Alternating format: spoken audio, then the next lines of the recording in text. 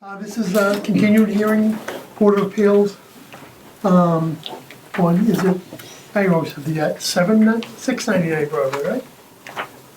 Nine, 961. 961. 999. I get the numbers mixed, there's so many things on Broadway. It's 961 Broadway? 961 to 999. All right, to 990, okay. Hey, how are you, John? It's a continued hearing, like I said. First thing I want to do is introduce the board we have here. We have Peter Rossetti, Robert Norfolk, Stephanie Romano, Frank Federico, Chris Riley. My name is Tom Travis.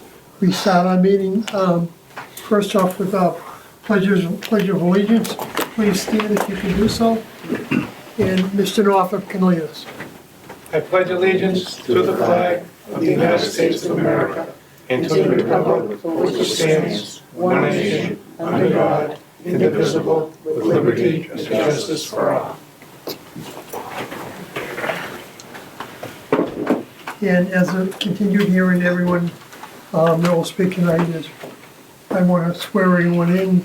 I promise to tell the truth, the whole truth, speak along with me. I promise to tell the truth, the whole truth, and nothing but the truth, so help me God. Okay. And I believe the first item that we were going to discuss this evening was traffic. I look at you, Lynn. I mean, we haven't gotten the traffic peer review. We understand that it was sent yesterday, but no, we just learned that today. Like literally learned this a minute ago. It was never sent to our team. Okay. So we're frustrated because it's been 6 weeks waiting and this meeting's been on the book a long time. And if we had gotten it yesterday, we would have certainly brought our traffic peer reviewer with us. Okay, so do you want to hold off on that, or do you want him to present what he has? I think it makes sense for To hold Dan. off. No, I think it makes sense for Dan to present what he has, and our engineer can review the video, and Sure. Andy can also review the submittal. I don't think it makes sense to waste him being here. Yeah, but it's a one-sided conversation, but that's, your okay. call. Sure, Okay, you can certainly present its All right. findings. so sir, if you could just present your name and title, Where do you want me to present from? and Sit on the side or put it going? Yeah, I'll grab my laptop until it's our time. I'm fine.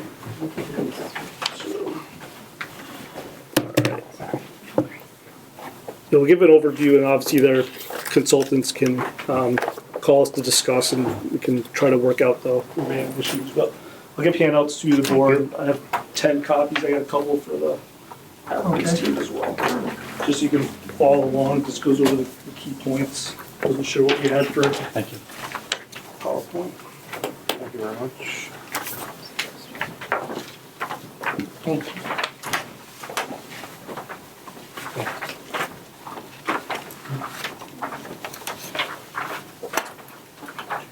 Can you also email this to us as well? Yeah, we can go.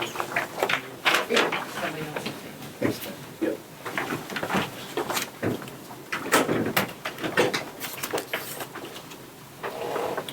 So good evening, Dan Dumay with MDM Transportation. We did the peer review on this project. We presented once before. There's a couple outstanding comments that we had on the latest review. Some with the driveway design, shared parking numbers, we had some site plan comments with parking, sidewalks, auto turn, and then a comment that came up last time that remains unresolved, the cut through on Forest Street. As far as the driveway design, the applicant has reached out to Mass DOT and had a preliminary meeting with them. Mass DOT did have a concern with the weave area between the driveways and the hockey town. So they were not recommending acceleration and deceleration lanes. We recommend the town be included in any future discussions and considerations with the state, because there may be other items that they may require to be put in. The proponent should consider driveway consolidation with Hockey Town, which would remove the weave concern and reduce the conflict points.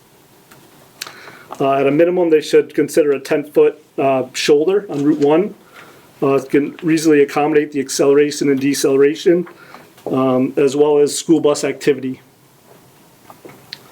The design of the entranceways has a non-linear sidewalk. She'd recommend that be reflected on the future plans. There's some inflection points on the driveways. It does like an S curve going in. She'd recommend that be rectified as well as an inflection point between the 991 and the 991 driveway. There's like a kink. She'd recommend that those be adjusted.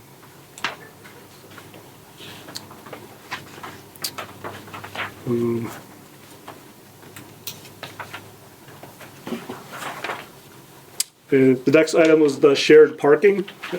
Sorry, just before we move Yep. on, did you say the DOT advised against an acceleration deceleration lane? They did, due to the weave area between the closeness of the driveway between Hockeytown and the proposed site, the new driveway. Okay. There's only like 30 to 50 feet, so according to their discussions, they had recommended not having an acceleration deceleration lane due to the weave. Okay, but that wouldn't affect the acceleration lane coming out of this property, heading? Not as far as I'm aware. Okay, thanks. So our recommendation was to at least put a hardened shoulder along the Hockeytown driveway, so you can use that to get out of the high-speed lane, especially for a bus, which would be approximately 10 feet wide. You don't want them sitting in the 8-foot shoulder with people going by 50 miles an hour. Is there enough land to actually do that without Hockeytown having to sell land? Our quick observations of the right-of-way plan that we had and the width of the road, sidewalk, and additional grass area appears that you can actually fit an decel lane in there, so the shoulder would fit. Okay. And that's DOT property, not Hockeytown property from, Correct. Okay. Yep. But we recommend that the proponent try to work with Hockeytown and see if they can consolidate that driveway. Maybe have the Hockeytown driveway extend over to the site driveway. It gets rid of that conflict point. Those two driveways are 30 to 50 feet apart, so that would be ideal.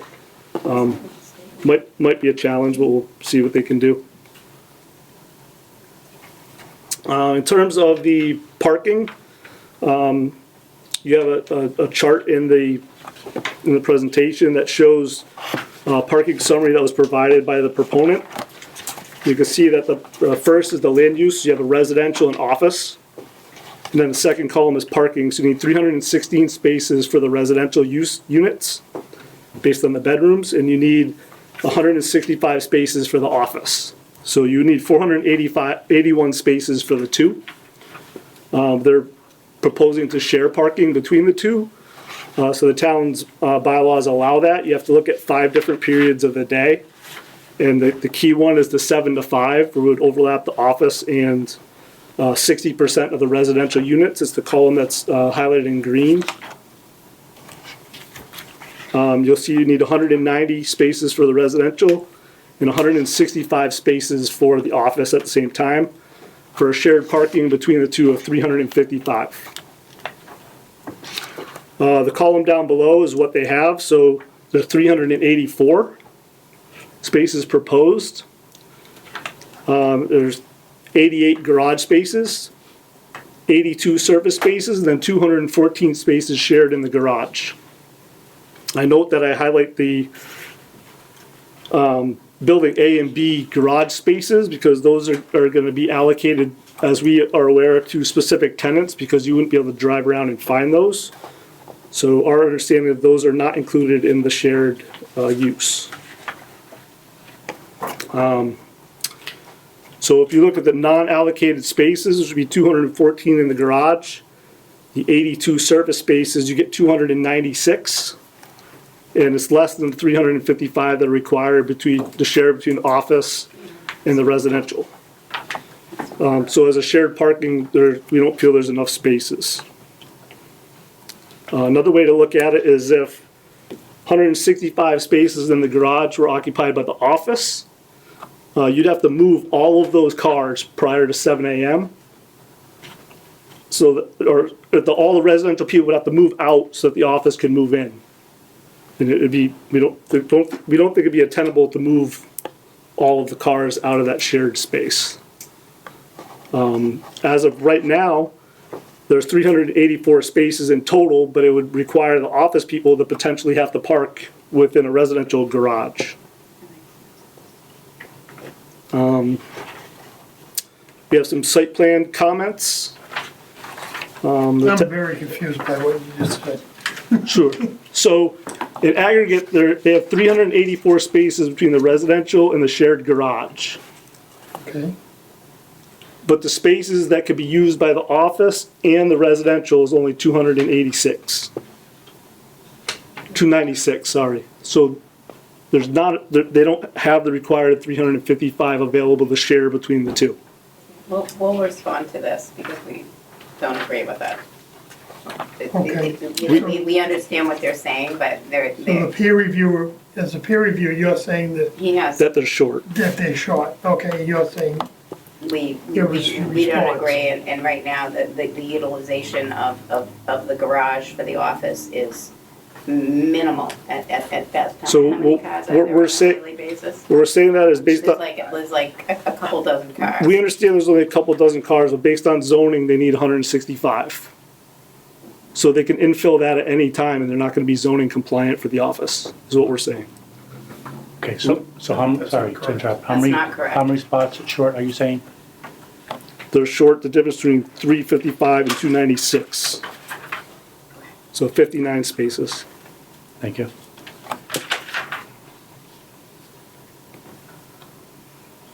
So we had some site plan comments. The cross slope on the driveway between, cross building B is greater than 8%. So those would be hard to park on. We had recommended less than 5. They had responded back that they understand that it's not ideal that they're greater than 5%, but they want those spaces anyway. So we're just bringing it up to the board that they're gonna have the majority of their surface spaces on very steep parking slopes. We noticed that the connection between the Stonehill Garage and Building B has a cross slope of greater than 8%, so we just want to make sure that they verify that that's ADA compliant. We need to review the garbage truck auto turn, which hasn't been provided, so they can provide that. Moving truck, they provided staging and auto turn internal to the site, which looked pretty good. We're just requesting that they provide those for the driveways so that that larger vehicle, the radii on the driveway, that can work. We're asking for confirmation that the fire department only wants to see a pumper truck and not a ladder truck, which would generally be used for mutual aid, so that's just confirmation from the fire department. And then we note that, again, there's lack of connection between the 991 and 999 properties, so if, for shared parking, if you can't park in one area, you potentially have to go back out into Route 1. And if you're on the garage side, you'd have to go all the way out into Route 1 and loop all the way back around, which is not ideal. so, just to back up for a second. Sure. At this point, there's been no correspondence with the fire department. That's not true. Not from us, we just want, Or you, okay, we just want to Our make, team has met with the fire department on multiple occasions. We will Okay. meet with them to answer this question as well. okay. Could you clarify what this second to last bullet means?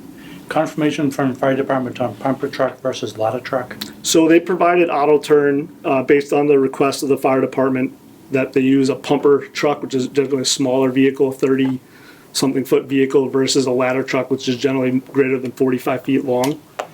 And now they said that vehicle turned worse than their ladder truck, so that's the one they wanted them to use. So we just want the fire department to confirm either some type of letter or something just saying that that's true. So it sounds like you're saying the pumper truck needs the most space to turn around? That's what they told us, and that's why the fire department asked them to use it. We're just asking for confirmation that it's the correct truck and there's not a larger mutual aid truck or a ladder truck that the town wants to see. And they confirmed that? Is that what this means? We haven't, we're asking them to confirm it. Who's them? The applicant to get correspondence from the fire. Oh, okay. Thank you. Could you elaborate on the greater than 8% slope? And you said something to the effect of it would be more difficult to park? Or Correct. it would be difficult to park? Could you, in what regard? I mean, is it So, just, doors swinging open, or is It could be doors swinging open, it could be in, in snow, ice, but the cars are gonna be parked at an angle. And then they now have parallel spaces against the curb for building B. I think there's 6 spaces there. Those spaces are gonna be on a downhill or an uphill of like 8%. So you're gonna be trying to parallel park what on would an that 8% slope. correspond to, like, slope per foot? 8%, approximately. What's the one, is it 0.96 inches. per foot? Right? It's 8%, it's just shy of an inch. An inch per foot, so. Generally you want them less than 5. Okay. No, I'm just trying to see if it's like parking on a hill or parking like a steep hill or just a slight ramp of an, I'm trying to gauge Yeah, that. Thank you. it'd be a pretty good slope for a parking lot.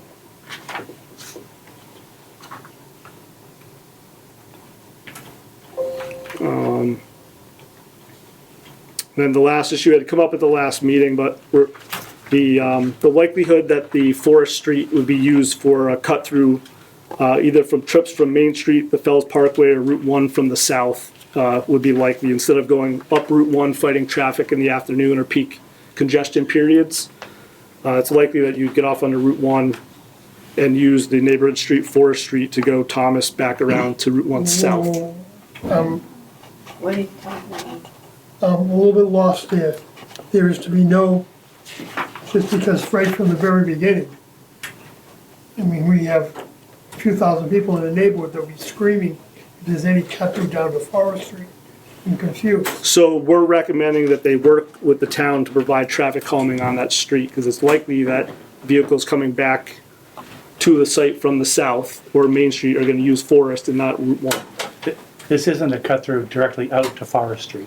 This is Okay. coming off the highway, Yeah, looping around. to go back, to loop back around, so instead of you going up Route 1, getting off on the Fells Parkway and back onto 1 south, we're saying there's a high possibility that they would use Main Increase Street, traffic on Forest. Main Street to Forest and make a right turn back onto 1 south and go in. Okay. Do you, And I that's mean- what we've said on several occasions in previous meetings that's come up from the various neighbors. so you're saying that it's likely, do you have a volume that you're attributing to that? 80% of your traffic's coming from the south, so it's very likely that 80% of your entering traffic in the afternoon would rather do that than sit in a 50-car queue, as analyzed by Van Ass, back onto the Fells Parkway.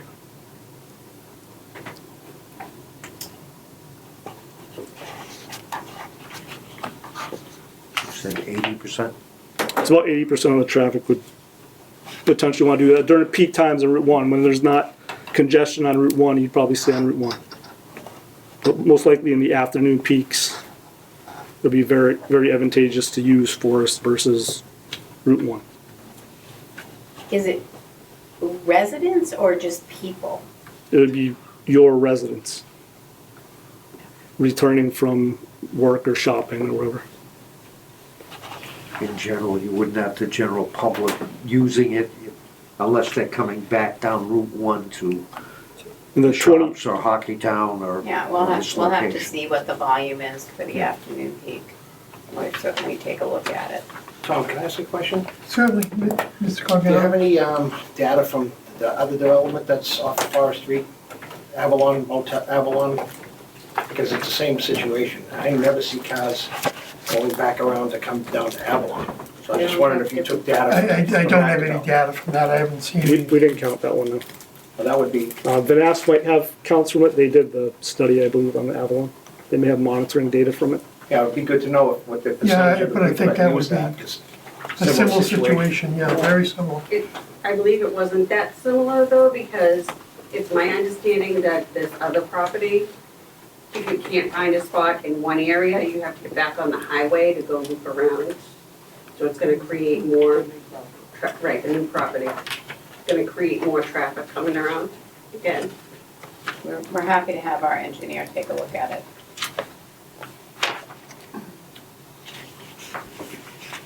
So those are the key items that are left from traffic, from their traffic study perspective from Vanass. We think they've basically addressed all those issues, so that's what we have. It's site plan stuff and parking is the two big ones. And you mentioned the 80% or approximately 80% traffic coming from the south. Yep. Do we have any numbers from anybody here about 80% of what? I mean, how many cars are we talking about? I don't know, see if I have the study on me. I think I do. I know we had some numbers about overall trips in and out of the property. Yeah, I can pull up their study. Just it's not going to be all 80%, but there's a likelihood that that chunk of people would probably find it advantageous during at least the afternoon peak hours. Yeah.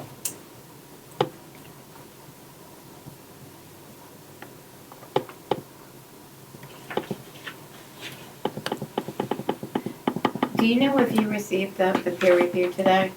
Did I receive it? Yes. No, I didn't. So we think, do we have the email as to who it was sent to other than Stephanie?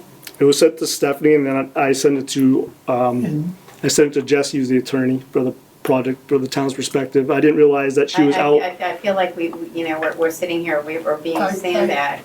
And it's very, very upsetting because we've been asking for this for 6 weeks. From our perspective, we've been waiting for stuff to come in piecemeal for the last 6 weeks. So we just got everything like a week ago to put this thing together. So from both sides, it's a little frustrating, I guess. I do want to actually take exception to that. What did you get a week ago? The only thing that we did at our last presentation when we were here 2 weeks ago was we provided architectural perspectives. So we found out, we went through Vanass's letter, and then we found out that there were responses that went to Allen and Major that we didn't get. There was a color-coded diagram for parking that we didn't get until recently, and there's a couple of other items. We submitted everything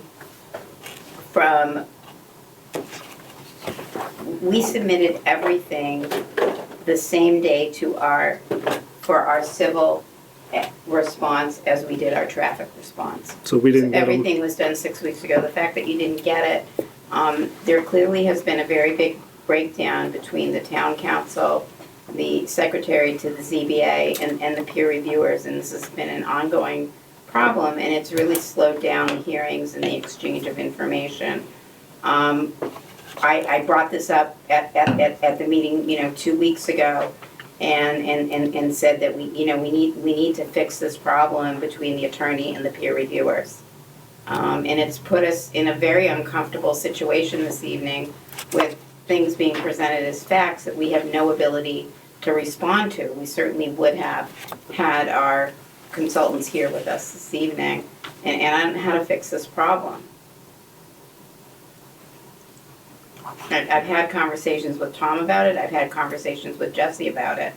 I know that Stephanie has been out, but information should have flowed.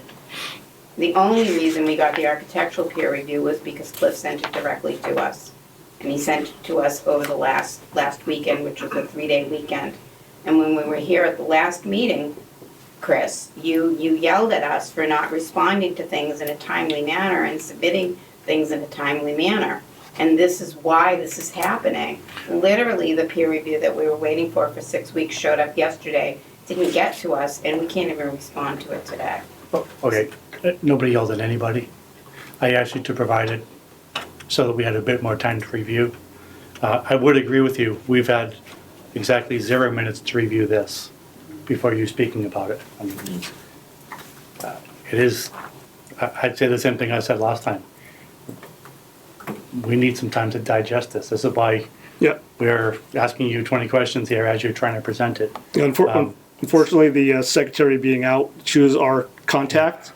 And I reached out to her and said we would probably want to kick this one out another month on traffic. And we unfortunately didn't hear back. kicking out another month? Well, till the next meeting, like, is it 2 weeks, whatever the next meeting is, so that their consultants could respond. Oh, But we have July deadline on this, and July is fast approaching. Well, that's why we're here, so we can work with their team to, But just to go Is there back issues? to that 80% for a second, and it's about 30 to 35 cars. I'm sorry. 30 to 35 cars is the 80% of the vehicles Over- returning in the afternoon in the So- hour, And over an how hour. long, Talking how long is the afternoon 35 period? cars, or you're That's in an talking hour. 80% of the traffic on Route 1? There's a 80%, big difference. 80% of the traffic returning from the south for this project, which is 45 trips in 1 hour in the afternoon, that's the peak. So 80% of the trips for this project, who are gonna have to go up Route 1, make a U-turn and come back south to get in, potentially would use Forest Street. It's about 30 to 35 cars. So That's a there's, big difference there's an between hour and there's 80% and potential 35 in that cars. conversation, yeah. It's, you know, when you use statistics like that, it's kind of misleading. People think they're talking hundreds of cars. So for this project, it's 35 cars. And during what, Per hour, Time. That's possibly, per hour. if they decide to get off, you know, Route That's in 1. the afternoon peak hour. Afternoon peak, so 4 to 5 or 5 to 6. During the morning, they probably wouldn't do it, and there's fewer people coming back, because their Route 1 north wouldn't be backed up, so you could use the Fells Parkway to make the U-turn. Understand? May I please make a suggestion, which I've made to you over the phone, and I've made to Jesse over the phone? I really think that, you know, our office and the peer reviewers need to have a direct line of communication so that we can get through this in a timely manner, so that we can use the best time of our consultants, and more importantly, the best time of yours, so that everyone can really get on the same page here. We were assuming that anything that we sent in to Jesse and Stephanie and to the chair was being forwarded immediately to the peer reviewers. It sounds like that did not happen, and I feel like anything that comes in, whether it's for architectural or whether it's for traffic, should just be sent to all 3 different peer reviewers, so that everyone gets everything and they can decide whether they want it or not.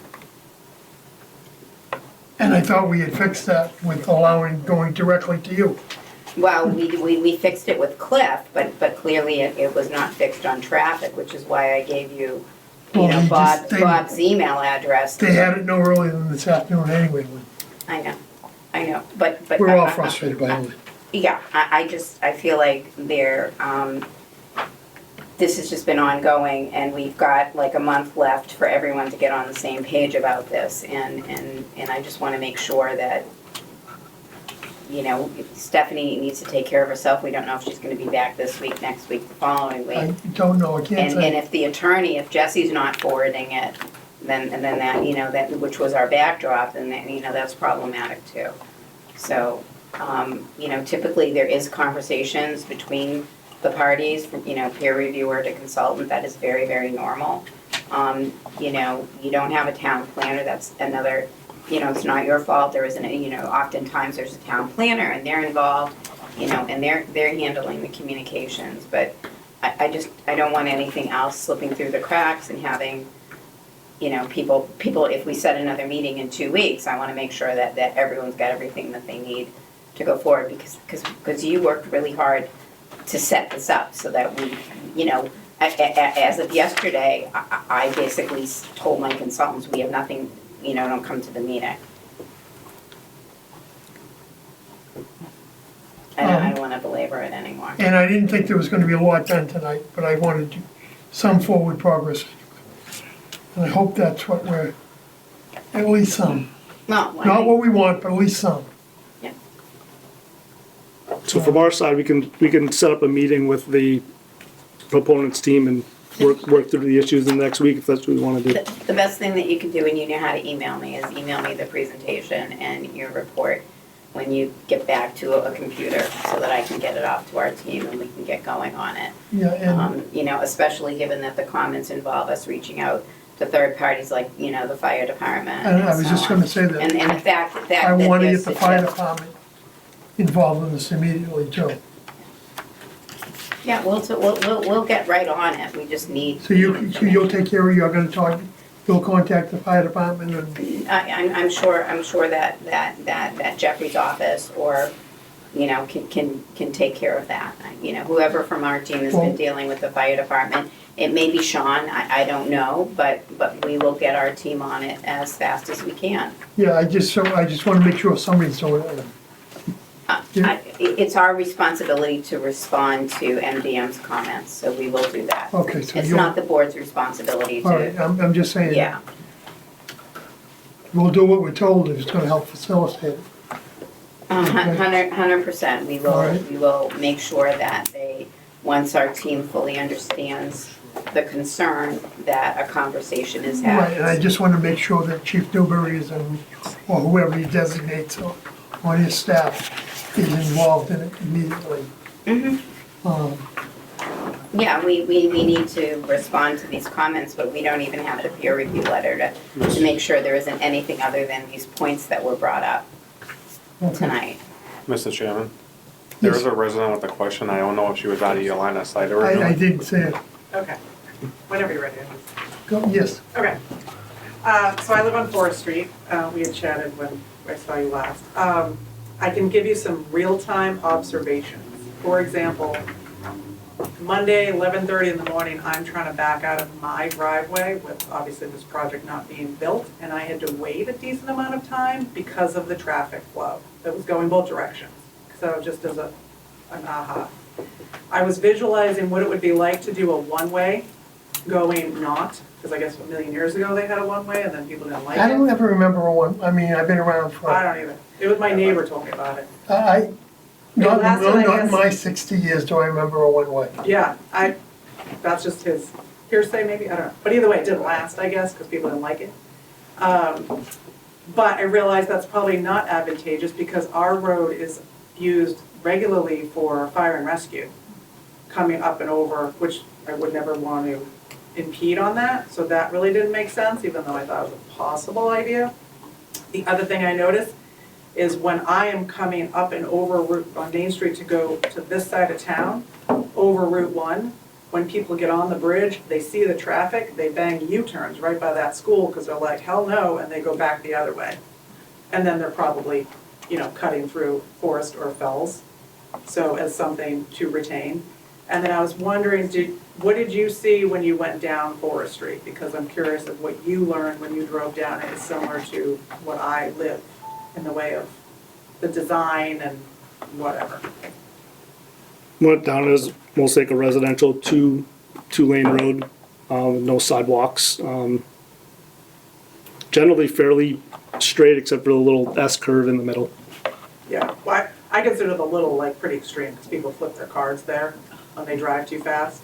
And there was a can, one of those orange cans, on a tree at one point because it's dark, obviously you can't. A lot of people, when they're coming either direction, it's so tight they tend to cross over the yellow line just because you have to be going really, really slow, which, rarely happens. So they end up going back and forth between the two. So in that way that corner hits, no matter which direction you're coming in, you could easily clip each other because it's just really hard to kind of get that angle.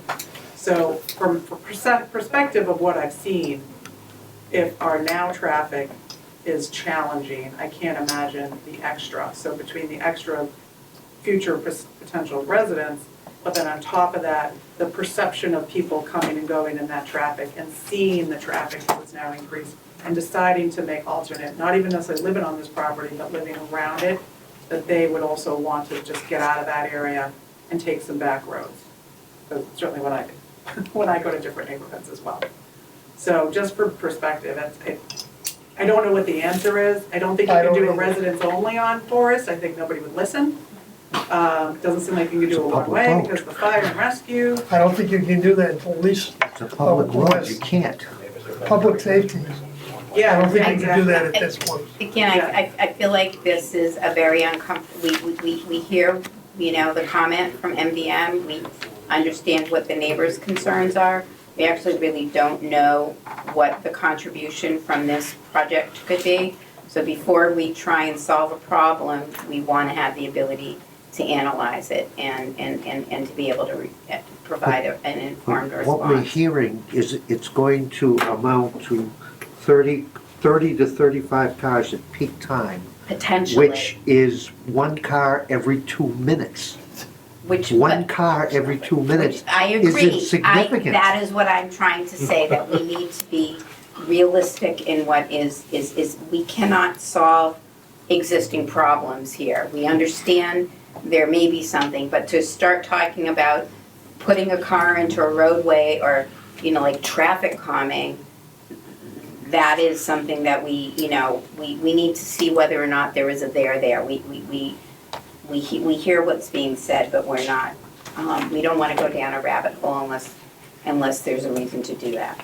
So Lynn, I think one of the things you wanna take into consideration is try to visualize like what the neighbors live day to day, just so we can think of like, if this project is underway, like obviously we wanna be proactive with a solution, because if it happens, it happens, but we just don't wanna be like, oops, all of a sudden it's just thicker than we thought it was gonna be without some kind of idea of what could we do differently, how could we shift people around. I know you can't predict the future, but. Yeah, typically these kinds of things are dealt with, not at this point in the process, but at the decision. First of all, we need to analyze and see if there's anything there, and oftentimes what you can do when you, writing a decision is you can have a look back period, and if there's an issue, you can look at it then. We're not there yet. Yeah. We're not So there yet. maybe, is there such a thing as like a traffic counter, Well, where you'd have, one of the things that the peer reviewer did right was just the fact that proponent should work with the town to provide a neighborhood traffic calming package. I don't know if that's possible. We're not going to provide a neighborhood traffic calming package I don't know because we if may potentially I just- provide a 35. What we may look at is if there's is having something in the decision, that if there really is a contribution from our project, something. But I'm refusing to speculate here. We understand I'm just what's saying been what raised, the but we're peer- not gonna do traffic calming for someday, if in the afternoon, there could be up to 35 cars going on a road. If the road is experiencing issues today, and if the traffic is moving too quickly for you to pull out of your driveway, that's a conversation that your neighborhood needs to have with the town about putting traffic calming on your road. That's not something that you should you can pin on us. Because again, we don't know if that's coming from Avalon, or if that's just the natural growth, that there's more people and more cars, happening in Saugus. There needs to be a cause and effect, and we have not had an opportunity to analyze that cause and effect, and we're not going to be making promises until we've had our experts really take a look at this. We hear what the concern is, but to me it sounds like there's a concern today. well, And- there's always a concern because of the design of the And road. if the cars are moving too fast, That's already been addressed by one of my neighbors. They went to the police and they actually put up one of those radar that tells you how fast you're going. yeah, So they could start tracking. So Yeah. there has been steps taken, yeah. but I would expect that the building group here would want to incorporate that information into what they're figuring out so that it's not reactive, that we can think collaboratively to like, how would this help? Because guaranteed, it's not even a potential, it's guaranteed human behavior because we've already seen it. So now it's just gonna exemplify like more human behavior that they're gonna wanna sneak through because no one wants to sit in traffic. That's just, So just is what it is. my input on it is I don't think she's ruling out anything just yet, but she wants to confirm the numbers that were presented this evening. She hasn't had the time to do so. Yeah, totally understandable. Yeah, But the so, reality is, the situation is already flowing, so now we're just gonna incorporate more into the situation with more residents. So that's just fact, you're just building up onto the pile. So no matter what, if there's already a scenario happening from all of us, we need to figure out how do we start working that scenario to be smarter for residents and safety and all the things, no, well, so that, I just want to make sure she has the opportunity to confirm the numbers, because as Mr. Rossetti said, 30 to 35 cars translates to, how did you put it, one car One car every 2 minutes. every 2 minutes, yeah. which in the grand scheme of things may or may not be a large impact to that road. I mean, I'm very familiar with Forest Street, Yeah, but again, and I can respect her wishes to not want to commit to anything until she has the time to verify the numbers presented tonight. yeah, totally understandable. It just, we shouldn't be not thinking about it. No, I think everybody So on I the don't want board, people to get like concerned about where they are in their process, and then kind of just tuning out some of the specifics I don't that wanna- we see and live, so you can take that information and be productive with that information, because it just makes sense. I No don't matter wanna. what, you're gonna have 1 or 2 or 3 or 7 more residents that will do that behavior, because follow the No, I law. understand. Yeah. I don't wanna speak for anybody else, but personally, you know, my main consideration is forestry, and I think, I would think it's safe to say that many people on here are sympathetic to forestry, and Yeah. so aren't from my understanding so far, so aren't the developers, so I think that conversation is being had. It's just unfortunately a slow process, and there's been some miscommunication, so therefore, we just need to give her the adequate time, but I do think that they are looking Well, forward. and it's not even just on her, right? I think collectively, we gotta brainstorm, like, how are we gonna Absolutely. attack it? Because we have to be ready for the influx, I 100% whenever, agree. you know, where Yeah. they're coming from. I think so. But no, it's not on all of the planning, it's not all on Lynn and her team. Correct. It is what it is, you know? Yeah. So it's gonna get thicker. No, I But agree. I am concerned about doing anything, like even with humps and speed bumps or whatever, if you fire and rescue going down there, that's a problem, to slow them down. But so to a certain extent, and I don't want to get ahead of ourselves because Lynn is correct, we need to have our consultants review this issue, make a determination as to whether they even see a problem. But to an extent, the resolution of the problem is probably something that won't be worked out even as part of this process. It might be simply just a condition that requires us to work with the town to address the problem if and when it becomes an issue, because you really can't tell, you know, the DPW and public safety, this is what we're going to do on a public way in order to introduce traffic calming measures. It has to be part of the typical process in which those sorts of features are placed onto a roadway. Could you define traffic calming? Does that mean speed bumps and humps and stuff? So it could mean any of those things. It could be the speed radar feedback, it could be a speed bump, it could be pavement markings, it could be one-way, other items. So what we're asking is that the proponent have a meaningful conversation with the town and the board, Yeah. and we understand they're not gonna fix the entire street, they're not gonna pay millions of dollars to redo the street, but if they can come up with some meaningful discussion and maybe a fair share proportion based on their amount of traffic that they're adding to it, Yeah. that these things might help move it forward for that neighborhood in the future. So it's not gonna might not fix the problem now, but you're gonna be part of the solution. Yeah. So we'll have our consultant review and respond. Okay. Thank you. Yeah. Anything else on the board? One more thing. Yes. Mr. Dumet, you mentioned, I can't find it in your slide, but you did mention it earlier, about the two, I guess between the garage and the driveway, they're not connected. Sure. And if you couldn't park in one, you would in theory basically loop around Forest Street practically and come back to Or the you'd other. have to go out Route 1 and go back around. Yeah, From the garage site, so they're gonna share 214 spaces in the garage between the residence and the office. We So- know that right now the office is very underutilized, but by zoning, we understand that they need 165 parking spaces. yeah. So, For So- clarification, Chris, the office is 100% occupied. The office We've been building. very clear about that. we understand that, but based on zoning, I believe they need 165 spaces. Yeah, And- okay, but hold on. My point here is not about the number of parking. Yeah. That's another Sure. problem for another discussion. My question to the applicant is, a meeting or two ago, I think you were looking at some way to connect those two areas from the garage to the, was it The the 991 driveway? lot.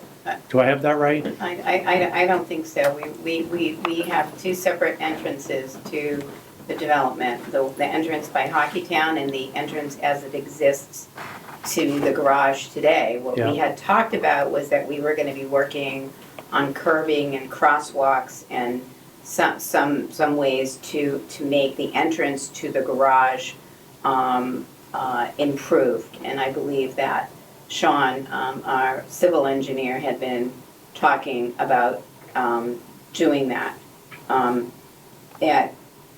So we were never going to connect them. There's no way to physically do that. What we had also talked about was, and we did this early on, was the pedestrian connection Exactly. from the buildings to the parking garage. Yeah. So there are pedestrian ways to get to, each of the buildings from the parking garage. Okay, understood. So that would mean that the condition you're describing, that if somebody couldn't, say they couldn't park in the garage, which is a bit further south, Yes, if that was full for whatever reason, yeah. they have to get back on Route 1, one way or another, get back to the other place to Yeah, park, we- correct? Is that right? I don't have an answer to your question. It's the underlying assumption that I have a concern about. We have never contemplated that the office spaces would be allocated anywhere other than in the parking garage, so that we need to examine MDM's view on this, which, and see how it compares to the way that our team looked at the parking spaces and the allocation. There never was a thought that people working in the office garage would be parking in either our surface spaces or underneath our buildings. So that is a new piece of information that we need, to look at. Oh, okay, but regardless of who's parking where, Yes, the parking garage is likely to become full at some point. not according to our calculations because of the difference between the residential utilization in the evening and the office utilization or underutilization during the day. So we need to look at that, but we do not contemplate that building is ever going, that the garage is ever going to be full. We believe that we Okay. have more than enough spaces, but we need to be able to put that answer in writing to you, because the way that we looked at it and the way that MDM is looking at it at the moment are two different ways of looking at it. Okay, fine. So we have two differences of opinion. And there'll be some further discussion on it apparently. Right, But I'm not a construction person like Frank, I'm an engineer. right. Engineers look at everything to the pathological case. So let's assume the parking garage becomes full because it's possible. If the parking garage is full and a resident who wanted to park there can't find a spot, Yeah. they're gonna have to get back out on the highway, one way or another, make their way Okay, I 100 feet understand what further your north question is. to pull in their It's- hockey it- town. it- Is that- But realistically, it's Let less me finish, likely please. for that to happen than it be the other way around. Okay, listen, Right. listen. I don't know who's going to park where, okay? We're trying to go to length here, as you clearly saw at the last meeting, to not get people interrupted. We're not speaking just to hear ourselves talk. I'm trying to ask a question because I think it's a valid point, okay? The parking garage could become full, and I don't care who thinks what about it. It could become full, and that's a fact. Okay, that's not conjecture, that is a fact. The spots are there and people can park on them. I'm looking for a yes or no answer. If that parking garage is full and somebody can't park there and they need to get home, they would have to go out on the highway and make their way further north, whether by Forest Street or some other means, to pull in near the hockey town. Is that right? I believe that is correct, but I think the underlying assumption that you're making is I'm incorrect. not So making let me- assumptions. There are then parking spots in the garage and they could become I gave you the full. opportunity to finish what you were saying, and I'd like the opportunity. But you're answering a question I didn't ask. You already stated that you don't agree with the assumptions. I get it. If you want to say it Can I- again, go ahead. Okay, I already so- got the point. so- But it so could if- become if- full. If I were a resident of the residential building, if I were going to park, okay, the bottom line is the parking that is gonna be under the residential buildings most likely is gonna be assigned. People are gonna be essentially paying for those spaces. So anybody that is coming in by Hockeytown and going into the buildings is going to be able to park in their assigned spot if they have one, which again, that is what they have. As far as the surface parking spaces, if I were a resident and I didn't have an assigned parking spot underneath the buildings, you have two choices. Most of the outdoor parking is by building 2. And that is a more accessible point. The parking garage itself is probably a little bit more the office parking garage is a little bit more accessible to building 1. So people are gonna be making choices. If somebody most likely is gonna go and try and see if there's a surface parking spot. If there's not a surface parking spot, they're gonna go back down by Hockey Town and they're gonna go and take a look at the garage. So all I'm saying is there's a lot of decision making going along, along the way. I don't have an answer as to whether that garage is ever gonna be full. I would like to have the people on our team that do this every day answer that question. Nobody knows if it will ever be full. It's there, so it could become full. And there's a lot of ifing going on, but I guess my question is, so what happens if the garage is full and somebody pulls out and goes around on Route 1 and then goes back up the driveway and finds a service spot? I don't understand what your point is on that. Is your point that there may be traffic going back on Forest Street?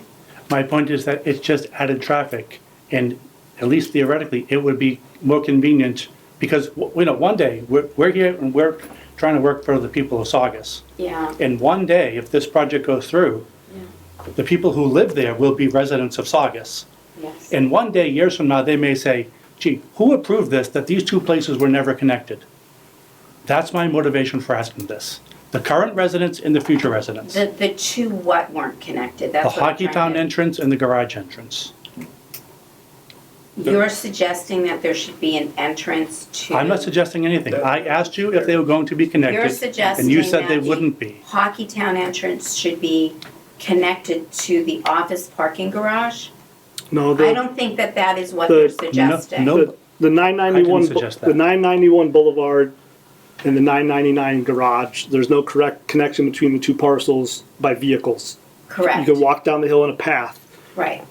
So when he's saying that there's no connection between those two parcels, if you're parked in the garage and there's no spot, you can't go over to the 991 Boulevard parking and the 82 service I stations. understand what he's saying. So that's what he's saying. Our other comment that we made is there should be some conversation between the proponent in Hockeytown and Mass DOT about potentially consolidating those driveways to get rid of the weave concern that DOT had. That Because we have, But ultimately, that's going to be a resolved at conversation with DOT. DOT. correct. I was on the phone call with DOT, and they know all of the details of our project, and that did not come up in the conversation, and they were adamant in their recommendations and comfortable, with their recommendations, but again, In any event, we need to have our the board people- absolutely can include a condition in any decision that it issues, That they have a conversation. that state highway access permit be obtained from DOT before the project can move forward. I mean, that's absolutely appropriate. Could you, I'm sorry, Chris, Yeah, I'm good, thanks.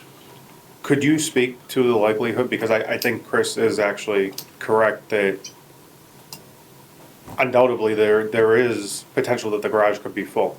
Somebody could have a function at the office building, and I think he's spot on for asking for future residents. Not concerned specifically that the parking garage is full, but is there any data that shows a likelihood that they would use the Hockeytown Boulevard first? Because, again, in my mind, I'm thinking that I would check the surface parking first. If I were a resident, I So- would. It's gonna That's what I'm come trying down to say. to they're gonna need a robust parking management plan. They may need some technology to get people to go where you wanna go. They're gonna have to assign a certain number of parking in the garage, a certain number of parking in each of the garages to some extent to make it work. Would assigning parking on the surface spots in the garage eliminate that issue? Yeah, I don't think you necessarily wanna assign a specific spot besides in the smaller garages in the buildings, cause it'd be inefficient use of your parking to assign a specific spot to a specific person or a specific tenant. But that may be a I think that solution. this is really a management issue. Okay. I think that management is gonna have to look at this, and ultimately, if for whatever reason there is a development parking study and there's not enough parking, then you can put a condition that the developer has to find parking somewhere else. I guess my main concern is I would just like to know, because I'm in the position right now where I don't think it's gonna be a huge issue where they're gonna pull into the parking garage first and that be full and loop around, so I'd like to know the probability Right, of, So we can run that by our consultant. I would say from my perspective, knowing that you would have to, if you went to the garage first, you would have to, loop around. Yeah. I would I would go to absolutely the try the surface surface first. 100%. I mean, that's just, That's I feel like that's human gonna be, yeah, I think that's human nature. We will make sure that, but I mean, I think we those, look those at spots this. will fill up far more quickly yeah, than the garage spots. yeah. And the under building spaces, 100% will be sold and assigned. So I don't know why you're saying that they would be inefficient. So we're saying that that's why you're short the 355 spaces, because you only have 289 to share between the office and the residential. I understand. And you need 355, that's what the zoning That's- says, so That's that's what we call not, that. That's not quite what the zoning says. that's not, right, and we have the ability to add waivers in, and have this board make, decisions around both the office permit and the residential permit. So allow us the opportunity to digest this, come back. It's a discussion. That's exactly Yeah. what this is. It's a discussion. We want to if your make team sure could that address the that our likelihood. team is comfortable. We want to make sure that MDM is comfortable. We want to make sure that the board is comfortable. Whatever we can't, solve within these hearings, we will work on conditions. But it is very, very common for there to be a post-occupancy traffic study or a post-occupancy parking study. And you can tie to those conditions that if there's an issue, the developer needs to find a way of addressing it.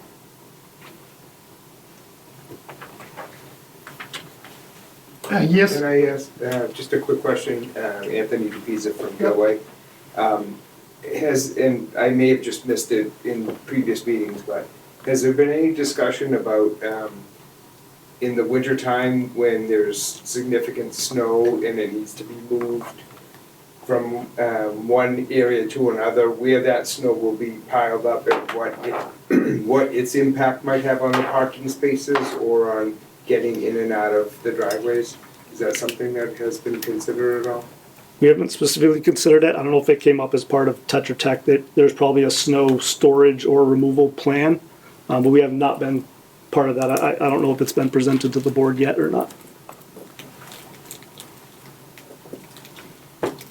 We are, again, our civil engineer, Sean, has dealt with snow storage on the site. Again, the property is going to be professionally managed. If the snow windrows get to a certain amount, they're going to have to be removed. We certainly don't want to do without parking, and we don't want an unsafe condition for the residents. okay. Thank you. Any other questions from the board on traffic?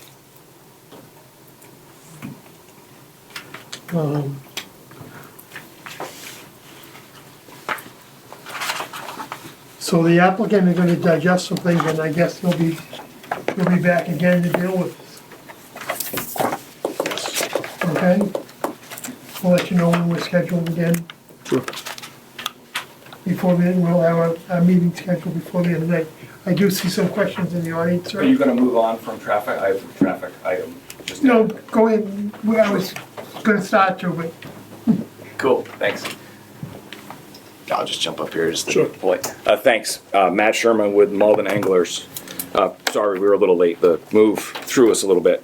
First of all, Chair, actually, I want to thank the board. Well, we were unable to attend the last one, and I think the process is working. We saw some good adjustments that happened, that were presented at the last meeting. I want to thank the board and the proponent. There was some good changes in the wall heights and I thought that was really, this is an aside. I just want to thank the board. Right. The process has worked. and, these meetings can be seen online. Yep, I did. I watched it. It was great. Okay. So I wanted to thank you. I thought it was good. I thought it was good that the process is working. From Malden Anglers' perspective, traffic is not our primary concern, but since the neighbors have been really good and thinking of us, I took a quick look at some of the traffic studies. I think I heard some of it just came up. The three things we noticed, just kind of on behalf of the neighborhood, is that it did seem like the initial presentation and the rebuttals that Forest Street and Thomas Street were never considered in the modeling. I think we saw a little bit of that just now, right? I think you just presented a little bit on that the Forest Street, all the drawings, the original, Forest Street is never included in the traffic models that were presented either in January or in the rebuttal report or in any of the reports. They're not even shown on the drawings. So it's something to think in mind, to take a peek at that. The other piece that, kind of it's an important piece you could maybe ask your traffic consultant a little bit. Traffic's not linear, and you can think of it in terms of a couple vehicles per hour. A really good way to think about traffic is like a drain from a sink, right? It works fine until it doesn't, right? You can drain a gallon of water, but sometimes if the drain can only handle a gallon and you put a gallon and a 0.1 into the sink backs up. So it's not linear, which is where the traffic studies talk about level of service, right? We saw a lot of level of service or the LOS data about the on-ramps.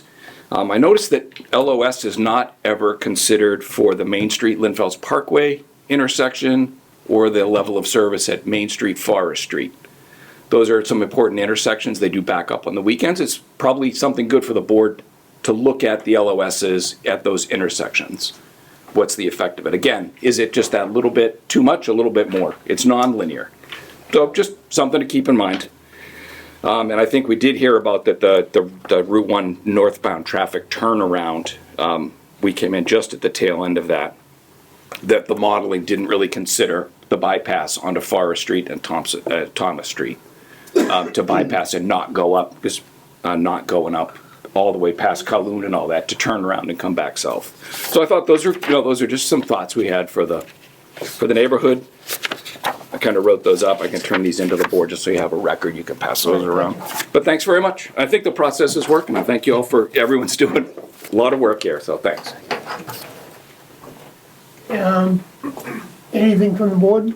Anything else in the audience? No, nothing else. Thanks. Hey, sorry, I just had one more thought that went through my head. In reference to traffic flow, the CVS and what is no longer there, but Joann's or something that closed. Yes. I know because I do it. Cutting in from Main Street, the back entrance to CVS to get over to Route 1. Yeah. And or just to go into CVS and then out. So people come down Route 1 South and cut into CVS and then go out to Main.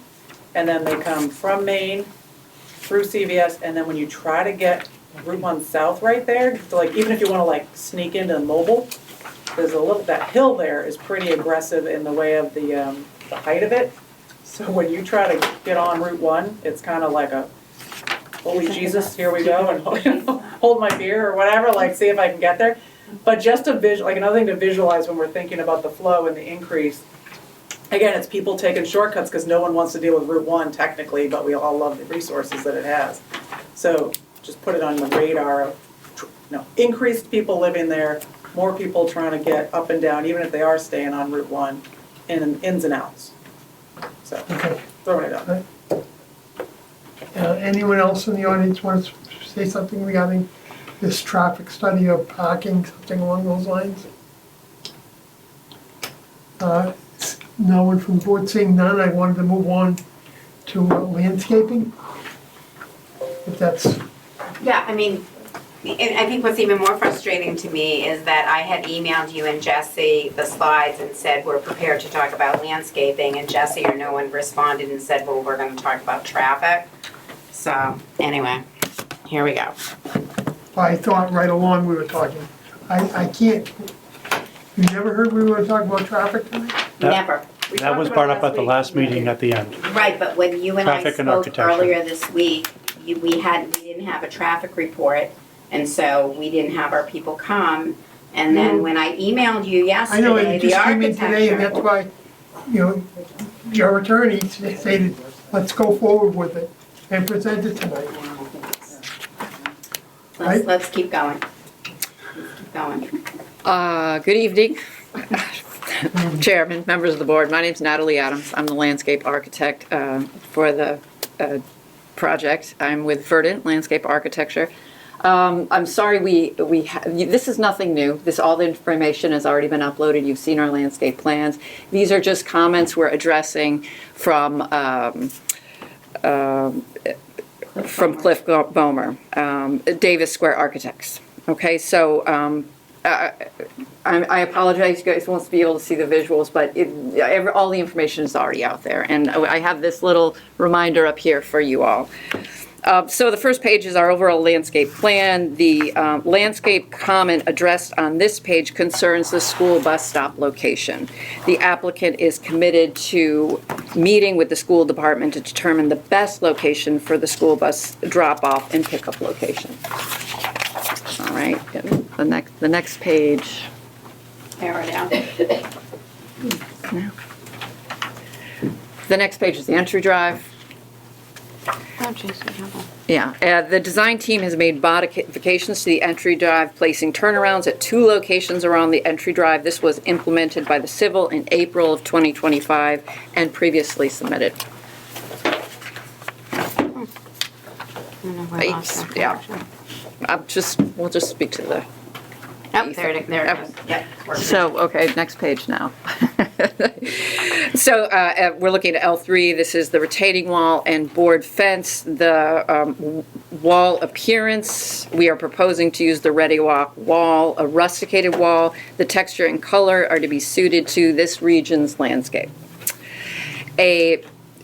Point 2 is a 4-foot-high closed wood board fence shall be installed along the top of the wall wherever is required for fall height protection and headlight intrusion. This fence will serve multiple purposes. A, providing fall height safety compliance. B, blocking headlight intrusion from adjacent roadways and parking areas. C, reducing noise transmission to neighboring properties, the abutters.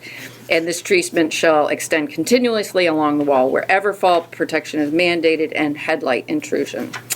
3, a timber guardrail for vehicular protection will be installed at the top of the wall, positioned in front of the 4-foot wood board fence. And then we'll go into the next page, which is Forest Street, the landscape buffer. Cliff Bomer thought it was too regimented. So the proponent will provide a detailed, first point is the proponent will provide a detailed tree preservation plan along the proposed Forest Street wall location, and this shall be performed by a certified arborist.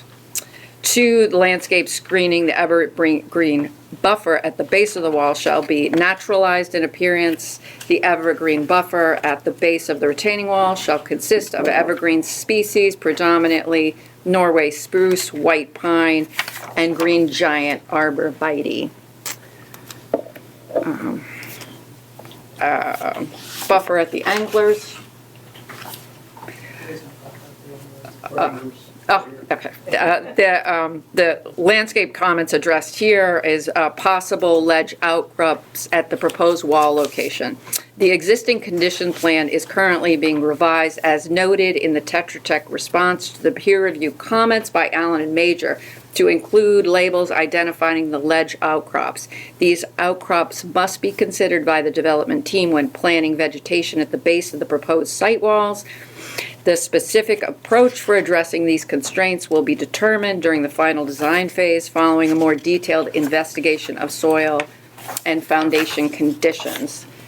Next page is the evergreen buffer plantings, and I know you've all seen all of these images before. They're kind of in a different, I put them together in a different sequence. So this graphic shows plantings at year 1 and year 5 of those plantings I just mentioned, the Norway spruce, the white pine, and the thuya. The chosen plant selections have an annual growth of 2 to 3 feet a year, and will be sizable by year 5. So they'll be about 20 feet high by year 5. And the next page, and these next 2 pages are really just reminding you, Building B, drop-off zone, and we note again 2 ADA spaces, dynamic entry court, 8 bike racks, park 16 bikes, benches, permeable paving and planting. Move on to the next page, and that's Building A, like Building B's drop-off zone, again, we note the 2 ADA spaces, the dynamic entry paving, 9 bike racks, parks 18 bikes, benches, permeable paving and planting. And then we move on to the amenity spaces, which are central between the two buildings. Each building has a primary amenity space. These spaces are for entertainment, relaxation, gathering. There's an accessible path between the amenity spaces and the buildings. I'm moving through this very quickly for everyone.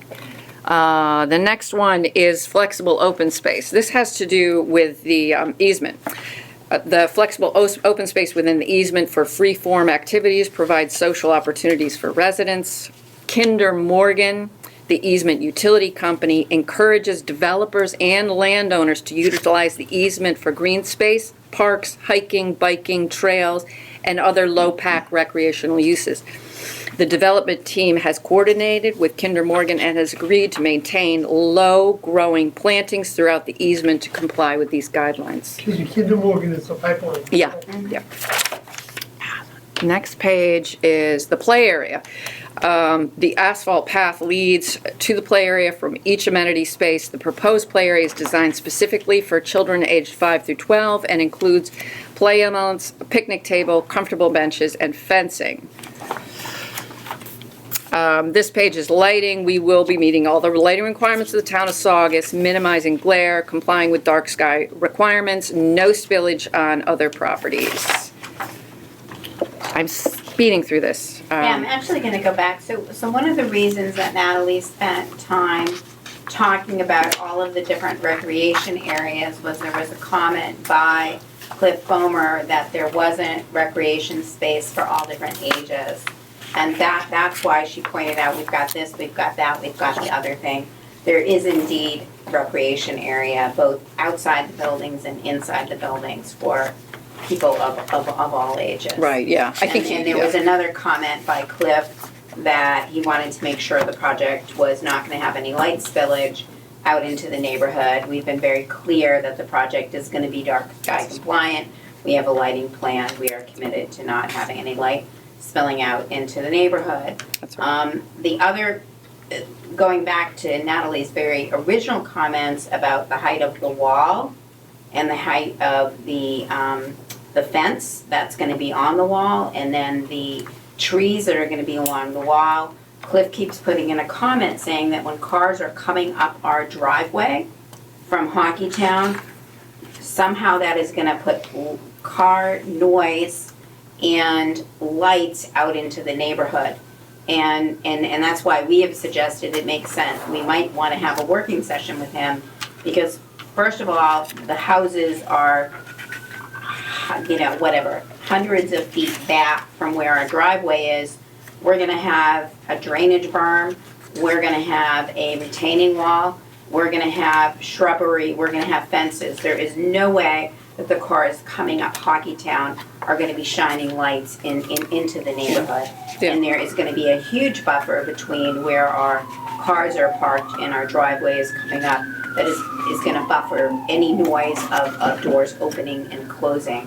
So we feel like there's like a perspective that's missing from there. So That's right. continue on. Thank you for those comments. I'd like to point out that the way noise travels, I think it's a conversation for a closed session between the architects, a working But session, no, I yeah. mean, if you feel like there's something that will help the board understand. Well, the it's public the understand. level of noise. If you're at the same level as the noise, you hear it. But if there's different levels, you don't hear it. And I think that's one of the things that we're at. We're at a different level than the abutters.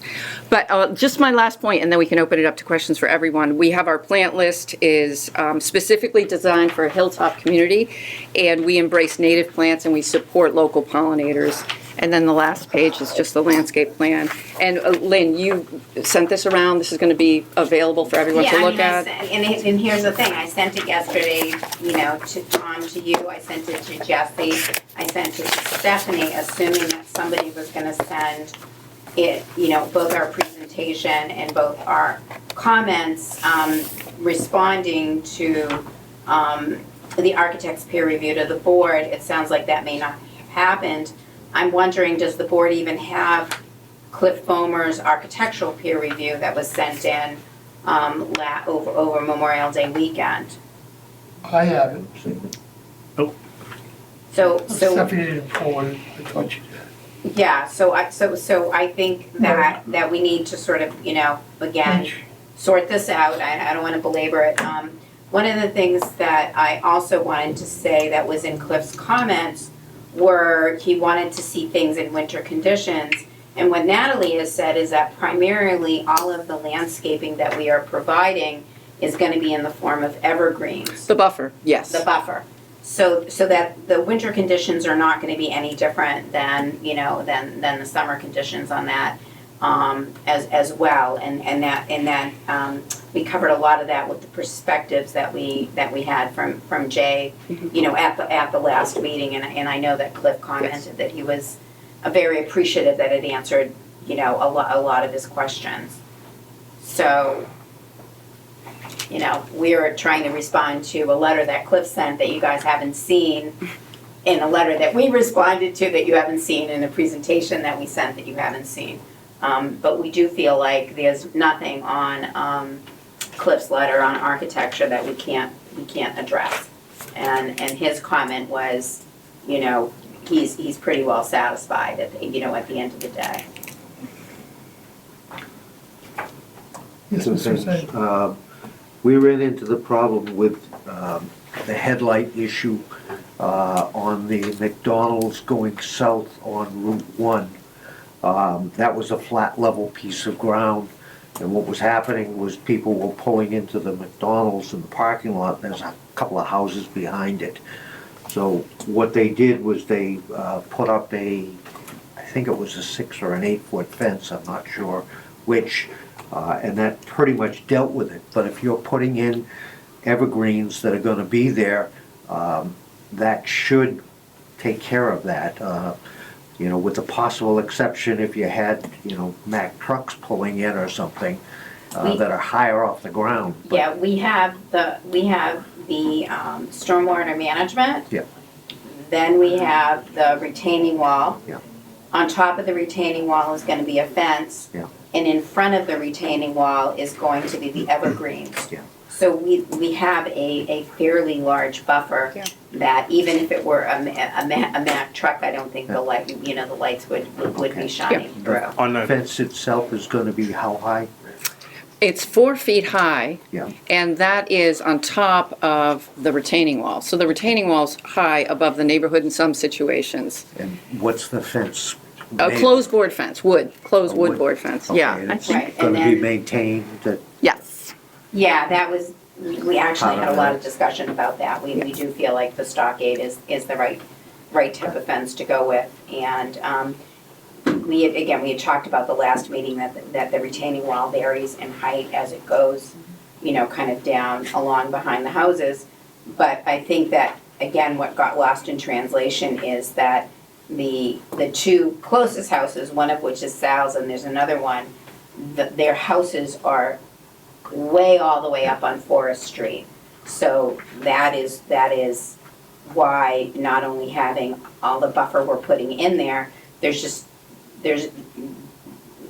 no physical way that they are going to be able to see, headlights in their backyard or on Forest Street the from this angle of the project. vehicles coming up, the Yeah. headlights are going to be But up. then you've got a retaining wall and a fence, and then you've got evergreens Right. growing in front of that. So it shouldn't get through that, it shouldn't penetrate. No, and then you've got in people's backyards are heavily forested, there's trees too, as well. To get to the houses, the two houses that are the closest on Forest Street. There's, I don't know, Yes. how many, is it 150 feet or something like that? Yes. It's about 150 feet of already treed area, and so one of the reasons it was hard for us to do perspectives from Forest Street is that you've got houses and then you've got, 150, 200 feet of trees before you even get to our lot. So, Yeah, the renderings that the architect showed at the last session really Yeah. addressed that. he tried to address it as best he could. But if you're on Forest Street, you're going to see a house, and then behind the house, you're gonna see trees. And then eventually, you possibly could, you know. See a little bit of You it. could possibly see about that much of the retaining wall. What's So, the, so that's why it may even make sense one day to sort of go and, you know, if you feel like, if people feel like they're still struggling with that, we can just go in Sal's backyard and show how much length there is before you get to the property. I don't even know if we could walk that. you mentioned about the retaining wall with the fence on top. The fence Yeah. you said is 4 feet. At the point where we're going, the cars are going up the hill, straight up the hill, sort of perpendicular to Route 1, what's the height of the wall at that point? You know, I knew someone was gonna ask me that Yeah, question, we so really need I, Sean for that. I have a drawing that addresses that. Can I come around to you? Sure. Yeah, this is the civil scope, but I thought somebody might ask me that. So the wall right here, at this point, we're at the top of the hill, is 20 feet. Where it starts to curve, So, right- it's 20 feet high here. So See, the the- top of the wall is 80, and the bottom of the wall is 60. This is 80, and down there is 60. So this is high, see, at 88, and this is low at 62. What is this? Those Top are of wall is elevations. 88, see 80, that? 88 what? 88, oh, it's just the elevation. Sea level. 88, yes. Or whatever datum they used, Okay, so, okay, fine. So what's the height of the street here at that point? 80. So the wall's 8 feet high? 80, and then over here, that's the top of the wall is 80, and then down there on this side, it's 60, so the wall's 20 feet high. On the other side, okay. Yeah. Understand, thank you.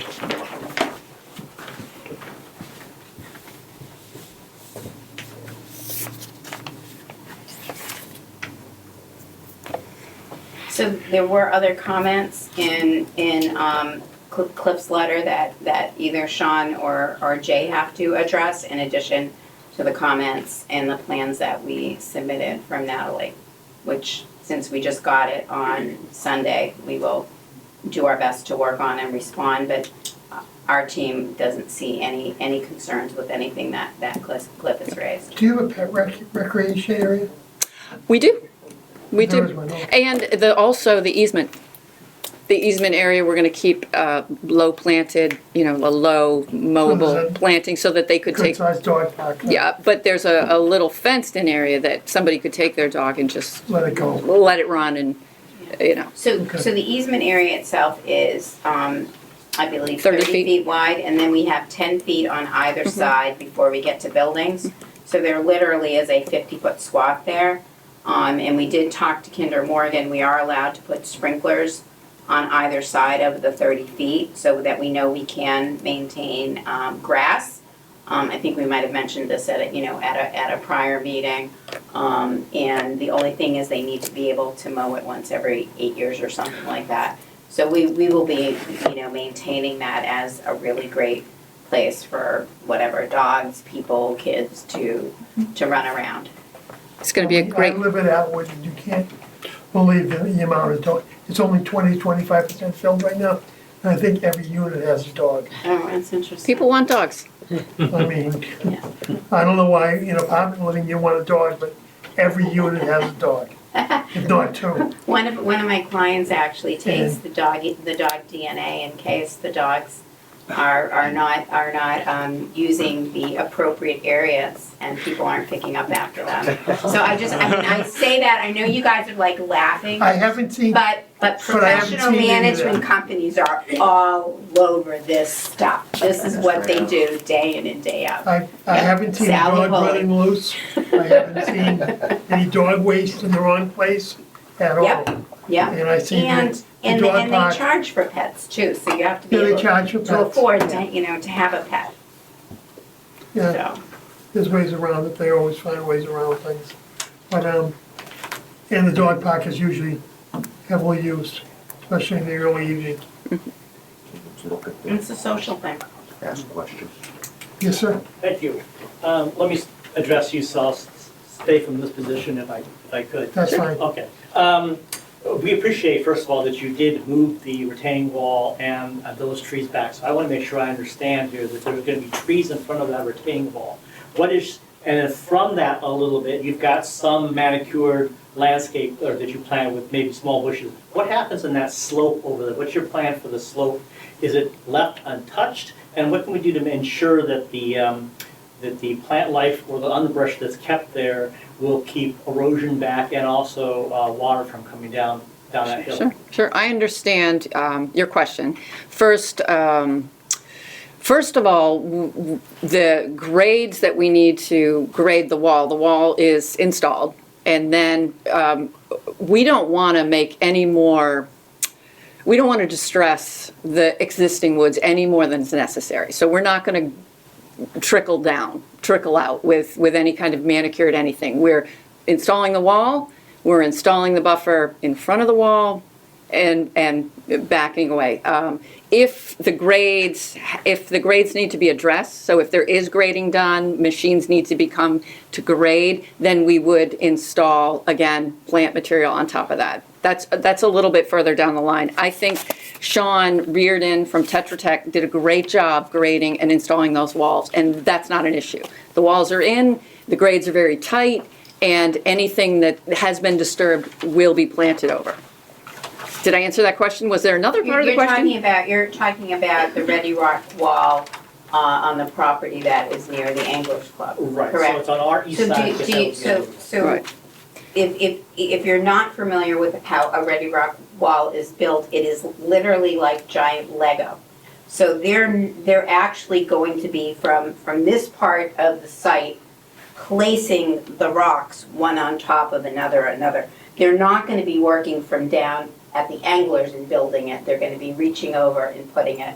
I say that from experience. We have a very large Ready Rock wall, at our home, and the reason they use the Ready Rock and they use the Lego system is specifically when you do have, the angles and you do have the grade, and you don't have the ability to sort of like do a wall that's all backfilled with gravel and everything like that. So you'd be shocked. They go up very, very quickly.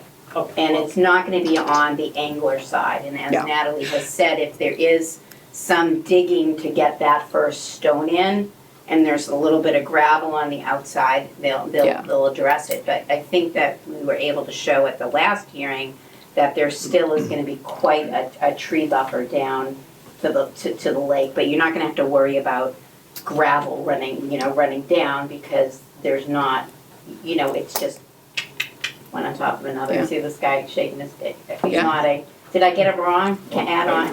Yeah, it's pretty amazing. The tree gravel, the line between our hill, and the wall itself, I got made a piece of it. It was going to be a little more manicured, and it was going to be some tree growth there. Is that correct? Well, if manicured, we want to bring it back to where it is now. We don't want to. We don't want to. We want it natural. We are keeping the line of trees as close as we can within the disturbed area. So will be a disturbed area, and we're keeping that tight up against the wall, and then that's where we'll be doing the planting. One of the issues was mentioned by Cliff, that there's areas of scree or ledge that we won't be able to be planting, and we'll have to work around those, and that really gets down into when we start doing the construction documents, what needs to be done. That's a little bit more than I can think about having. Fair enough. The information I have, like we're going to have the surveyor go out and update those areas. Where are those areas that ledge is showing? That shows a lot of scree. Scree is loose rock on ledge. And so... I appreciate that you guys are trying to leave it as unfurnished. Yeah, no, we're not. We don't want to, the manicured areas are going to... What I like to do, and maybe this is a bit of knowledge for everybody, is we like to use the plants that are native to the area. Overall, that's what we like to use. We will use horticultural plants now and then, but really we like to say anything that's fancy garden horticulture is going to be at the front entry. It's going to be at those amenity areas. But as you work your way out from the development or the house or the real estate, it gets natural. It's not no longer manicured. It becomes natural to support the pollinators who support all the other things that we need the earth to have. And sometimes people get concerned about, well, what happens if, going back to the Forest Street side, that's going to be a little bit more, planted. we get conditions that, they're like, well, what happens if, whatever, if it dies? We don't want a bunch of, dead trees that we're looking at. Again, that can be dealt with in a decision that says within 6 months. Because, if it happens in the winter, you gotta, tree planting is best in the fall, but you need to give them time to fix it. But these are things, because we know what residents are concerned about. They don't want a line of dead trees. You put in the decision that within a certain amount of time, you need to, to replace those trees, because we have been talking about, fairly large trees that are gonna, go to 20 feet in a short amount of time. So on the green giants, obviously that's one of the Thank you. probably better plants to have, but so I'm just wondering, what size would you get to cover? Because they do grow like 3 feet a That's year. right. However, they grow just skimpy on the top, and then they have to fill out, and so it's like on forestry, are you gonna look at a tree that's 5 to 6 feet? Because that's gonna take 3 feet a year, but the 3 feet is like sometimes on the top, so you don't have the fullness to cover it all. I'm just wondering. Yeah, I don't know if we're talking about the same plant. The green giant. Yeah, the green giant's a nice arborvitae. It's solid. They're not solid. They're slabs. They are, so they kind of They're not fan like an out. arborvitae. And you do have to be careful during the fall with the drought season, if, obviously they could die and you're replacing Sure. 10 of them. I think- Natalie, what are you do like a what are you 10-footer? suggesting, and how, part of it is what she's suggesting and how far apart they are Yeah, usually versus the 3 height. feet. And we did talk about this a little bit at the last meeting. and Yeah. We gave some pictures. but Yeah. Why don't you explain it? Like you plant the 3 feet depending on the side. But you Well, we're not doing a formal hedge. Yeah, Yeah, this- look up and, you're gonna see a wall, and you're gonna see the retaining wall, and you're gonna see the fence, but then you're gonna see like this little tree that's 5 to 6, that's gonna take 5 years. Just to make the forestry look nice, I mean, it's just gonna, it's gonna take a while. I understand what you're saying, and yes, a garden installation takes 5 years. Yeah. So day one after installation, you're all gonna look and you're gonna go, this is Yeah. underwhelming. I thought she said, but in 5 years, you're gonna have those same pieces of plant material gonna be 20 feet high. And that's why we're choosing these specific plant material. They grow 2 to 3 feet a year, so in 5 years, you'll have 20 feet. Now, after they start getting really past 20 feet, they slow down. They don't grow 2 to 3 feet a year. Right. I do But, have but, but we chose the species that are native, except for the green giant, and that are fast growers, and that'll survive in that hilltop community. And what that means is, the water runs downhill, so they have to survive on dry conditions. That's what a Yeah. hilltop community. Yeah. And how far apart are they gonna be? I don't want to plant them too close together because I Because you want them want to them have to be room able to to grow, so I wouldn't plant them less than 7 feet apart, so I'd say maybe 10 to 7. But we do have to look at this for 5 years. You Yeah. do know Yes. how long that is Yes. for our residents? Yes, At least that. That's Yes. a long time, and because I know there's a budgetary issue with the development as far as, because the conditions of developing this land is not ideal, we're already having that issue. So for you to get trees that are already fully established, you would have to go and get a 10 to 12 foot green giant, and you're talking about $1,000 a yeah, tree. no, we're not getting 10 to 12 feet. Yeah. Okay, so but then you're asking us to look at that wall. Yes. For 5 years. Yes. But that's not really fair. But the wall is not, It's 14 feet from the last meeting, Oh, from what I okay. understood. Yeah. so you're not.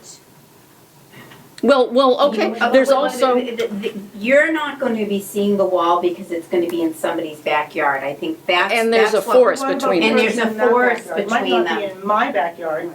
There's only Right. 2 residences, Yeah. and Well, I'm I. concerned about And there's woods, well, this is a good point, This but is there's what we're woods, trying to there's say, there's the woods. there's the homes. But There's- they're not dense woods, and there are they're Yeah. woods, but they're not evergreens. They are No. trees that lose their leaves in the Sure. wintertime. Sure, So they're not dense woods, they're just woods. yeah, and Just that, like with the Anglers Club, you did all that, and I'm greatly appreciated, because my concern was for them, yeah, ideally. Great. Because of the impact it had for them. Yeah.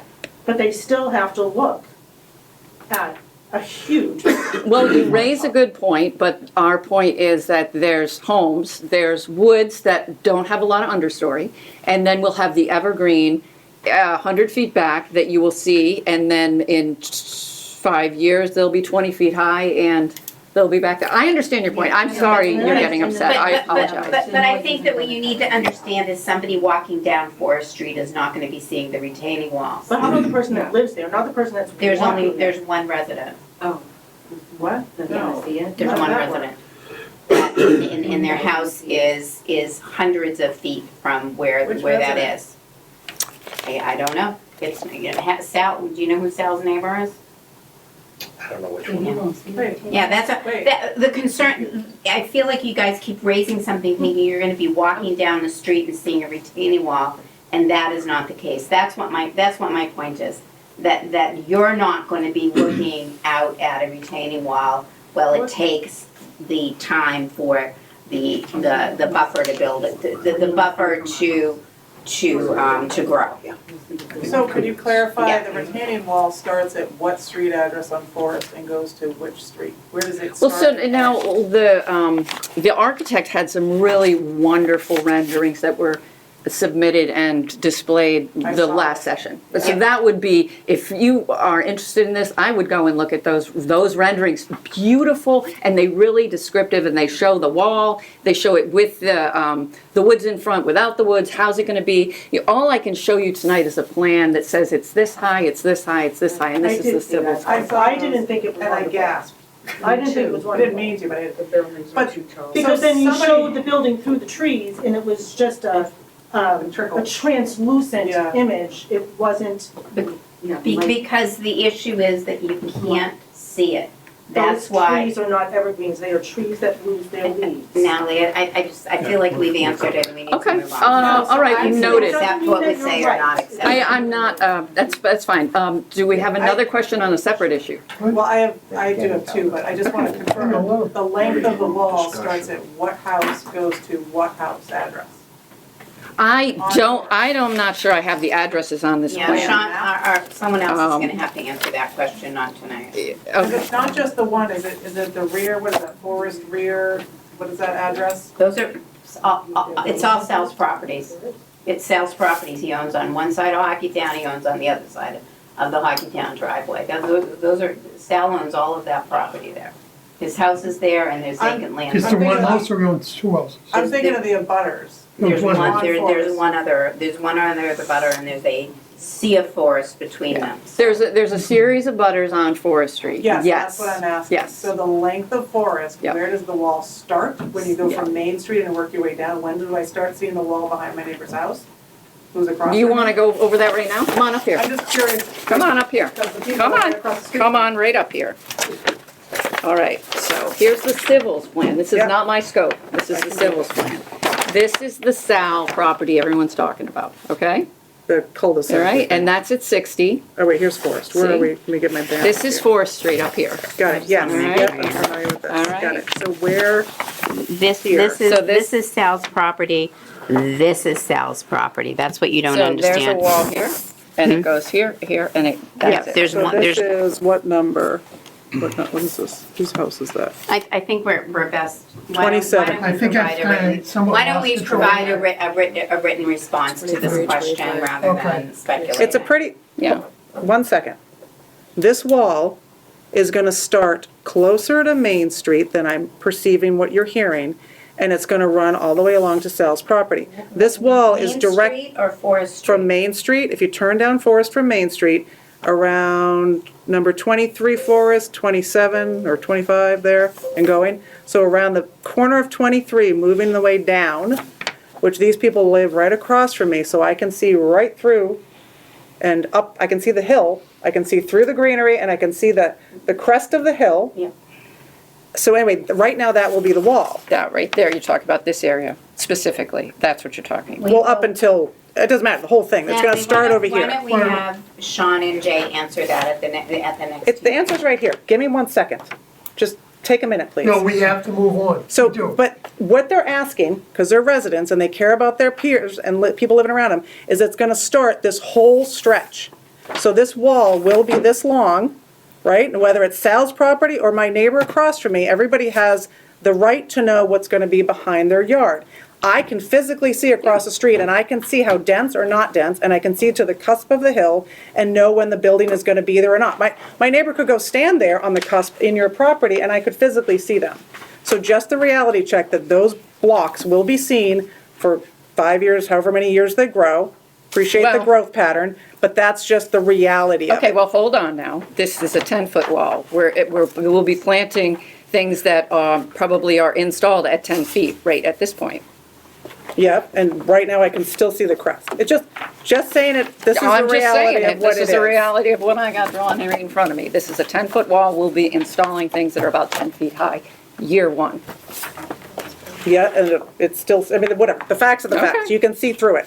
But the other point that you would ask for additional, this rear, whatever this is, 39 Forest rear, where the driveway comes up, there's extra lot space there, and I'd like people to make mental note or write it down, that street, no matter who owns it now, that street has some properties that aren't built on.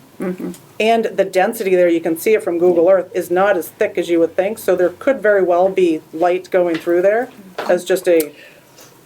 Good point, and we've already covered this in that this is at 82, and down here is 60, and there's a double buffer on the planting plan in this area. right Okay, appreciate that. Okay.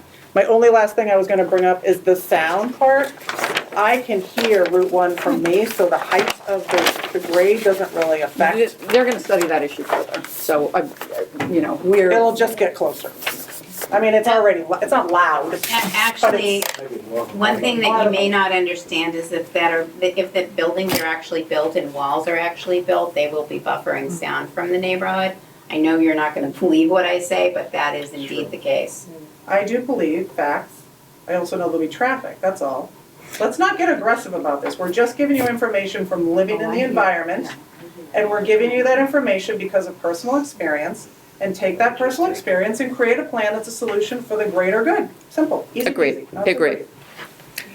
great. Any other questions, comments? Anything else from the board? Yeah, I have a question. Okay.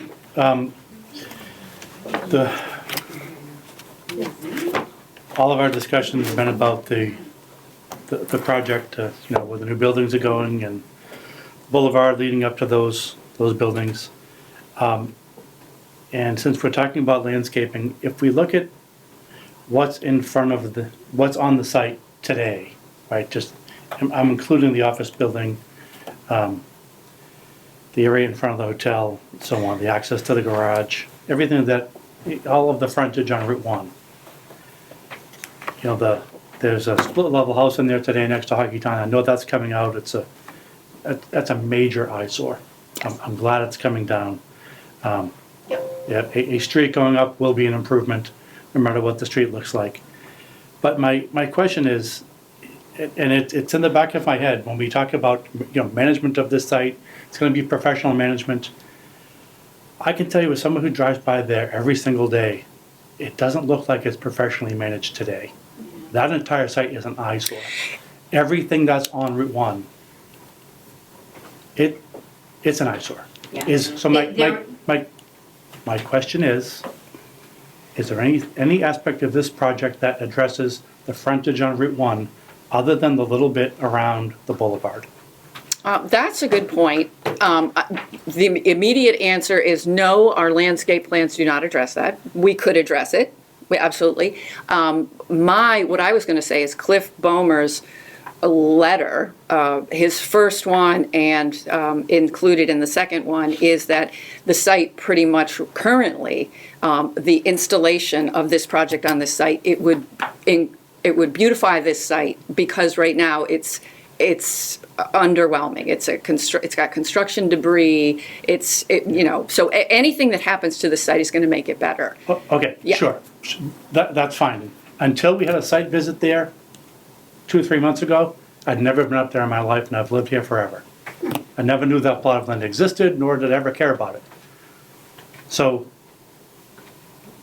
there's, as you know better than I do, there are fully developed plans about what the site's going to look like, where the new buildings are, what's in between the buildings, the recreation areas, and so on. I have full faith it's going to look beautiful. My question here and now is, what's Route 1 going to look like Right. compared to what it looks like today, because it's an eyesore. Okay, If I'm we gonna can- bring that up with the If we team. can address that somehow. 100% have a conversation with Sal about it. As I mentioned, I believe that there is something that is gonna be happening with the curb cuts and whatnot. The apartments are gonna be managed by an apartment developer, by a third party. Sal is not gonna be managing the apartments, so it's a valid point. I do know that he has a budget and is going to be making repairs to the parking garage, which we all know is not the prettiest thing at the moment. I do know that he has invested in fixing and replacing the pumps, in Route 1 so that they are working properly, and whatever small amount of flooding was occurring down there, there aren't. He is invested in the community, committed to the community, and we'll have a conversation and see where there is an opportunity. To me, it feels like that particular area is already a lot of concrete. So, what more can be added, greenery, I don't want to speculate, but we'll have the conversation. It's aged, it could use some updates. Yeah, it could use a refresh. It's a fair comment. Yeah, I mean, the Yeah. structural things about the garage, that's great. It doesn't improve what anything looks like, It should, because they should be cleaned and restriped, and the concrete should be fixed and I'm stuff talking like about that. people driving down Route 1. Okay, I'm just saying that there are two parts to it. There's what's on Route 1, and there's in the garage. I Right, know I'm he's talking about Route 1, where we get and what I'm 100,000 trying to cars a say- day. Okay, so my point to you is that when Sal is made aware of an issue, he does try and address it, like the pumps, like the parking garage. We will bring this to him, and we will come back with what can be done. I think maybe emphasis on the retention pond and the landscaping around the retention pond. I understand you guys are doing construction there, but I think that would be the most impactful. Chris, if I could just add, I had 2 landscapers out last week with design plans for the front. Yeah. Getting it cleaned up, we just put the new pumps in, so that whole area was dug up, and it has to be mulched and cleaned up. We know that, we get the prices on it. Yeah, I mean, that'd be great. Just, something, mulch is great, it's a start, I guess, but even something, we're talking about things that survive all winter, evergreens, something to spruce that area up. It's a huge agree with you project, has a more. big impact, and, as you mentioned earlier, we don't have a planner in town. Yeah. No one looks at this whole thing holistically. Yeah. How does it fit in with the neighbors, and how does it fit in with the road, and what's across the street, and everything else in town? It's everything up and down Route 1 is piecemeal, and it's been that way for a long time. It's a great comment. So we had appreciate it. someone come to us last summer who said, I want to put my dumpster right on the curb on Route 1, near the old Out of Asia. And we said, no, that's a gateway to Saugus, the first thing you see coming from Revere, put it someplace else. We have an opportunity here for, a couple hundred feet, that I have to think that this is extremely low-hanging fruit, and would buy some goodwill towards a lot of people who look at that site every day. If we can do something there, to me, it's a low-hanging fruit for the applicant. Thank you. Great.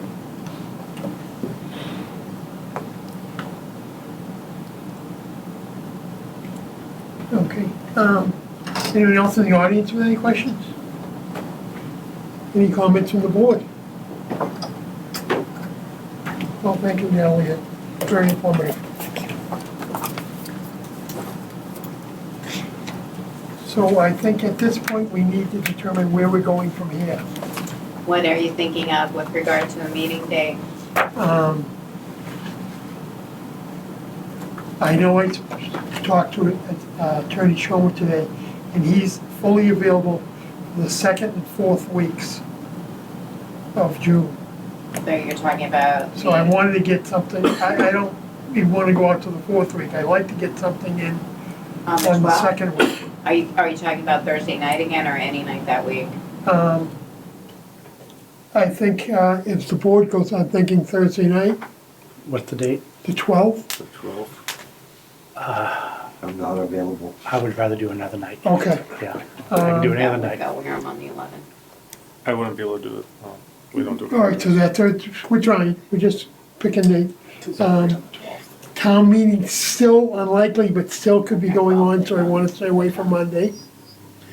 The 10th? town, the Tuesday the 10th? Works with me. Peter, when's the school committee? It's on It's gonna be so Thursdays, fast but, turnaround, we'll do it. that Tuesday, my grandson is graduating, I'm just not sure what time. So, and I'm going the next week. How old is he? Maybe an afternoon. Probably an afternoon, but I'm not sure. I'll have to find out. Have you missed any meetings? No, he hasn't missed any. He So you can't. could invoke the Mullins rule and could watch it. It really is an issue. Which is not ideal. Yeah, because I don't, It seems like the 10th is the only night. Wednesday, the 11th, The 11th, we both have to be in Wareham, okay, I'm trying. and, yeah. I so- want to get something in that week, so it seems like the only night would be the Tuesday. I guess we could divide and conquer. We could do that, What, the depending. Tuesday? Yeah, one of us could go to Wareham, one of us could come here. Well, that's on Wednesday though, right? Wednesday, That's but on I the thought 11th. somebody here said the 11th wasn't gonna work. No, the 11th. Peter was talking his grandchild's graduation on that That's the- Tuesday. On the The 10th. Tuesday, so you wanna do it on the 11th? 11th seems to be free right now. The 11th is a Wednesday, No, I can't. Oh, you can. Yep. The 11th is, so the 11th, Wednesday, the 11th, does that seem to fit everyone? Yep. okay. We can do Wareham at 6:30. Do we know what, we're addressing that evening? Well, we're gonna To get be there. determined, okay. Well, I mean. I so- know what I want to do first What is would to you make like? sure that every member has the reports. Every member has Frank, did he say all the the 10th or the reports, 11th? What do you has want? all the peer reviews, Thank you. okay? And also, department heads also have them in case they want to throw in any more comments. Heads, I've gotten criticism from the town government. okay, but I, So are you asking us to send them to the town departments directly? No, I'm gonna you're gonna work on that. work with Stephanie on that. It's my understanding that after every meeting, Stephanie has been posting everything on the website. So do the town department heads know to look at the website? I mean, I can't talk It's a good about, question. I can't talk about what's I can't happened over talk. the last 2 weeks. We know that there's been a major, breakdown in how important Stephanie is to all of us. All I can say is I want Right. to make sure that Yeah, let me all members, Well, if you guys said that you weren't at the last meeting, but you saw the slides, presumably with the perspectives, presumably they are on the website. So the I screen grabbed them. I had a screen grab from the video. Oh, from the video, okay, so hang on. So I think the Let me just department take a heads look. want the presentation beforehand in case they have questions to address at the meeting? I'm just Or having is a really it sufficient to give hard it to time with the them internet shortly here. after the meeting? I'm not sure what's being posted online. I thought. No, I just don't know, like, do they want it before so that they can review it and ask questions through the board? Yeah, we want to get everything to the board, we want to get everything to them beforehand. Okay, Before cause we she, let, immediately on Monday, I'm gonna work with Stephanie yeah, to make sure that all members, We need to get in touch with our team. well, all I town don't people, know, you know. everyone has I don't the know reports what, and the Let me peer actually reviews. just email Jeff and make sure Everyone he's has available. everything. Yeah. So there's no questions. I just Okay. wanna email And the I'm gonna traffic request, ASAP, if any of those town heads of departments has any comments, they can send them in directly to us and we'll get them to the peer review and, or the applicant. Okay? Let me just make sure from Jeff that he's available, that somebody from his office is available. Our On the traffic 11th? engineer. I'm sure one of them would be available. Yeah. Okay, so, I was just hopping onto the website to sort of see where the last update, is on that, but I'm just having trouble with, the Wi-Fi is not phenomenally strong here, so. I can't get out to it. So is it something that we could work on with Jesse and Stephanie, or is it someone, What? Like, just making sure everything gets online and gets circulated, how can, With Stephanie, yes, okay. it would be Stephanie. Okay. I'm sorry, just for whatever reason, my Wi-Fi is not strong enough here. So, obviously, we know we want all the information circulated. We will do our best to get everything in a week from tomorrow if we can.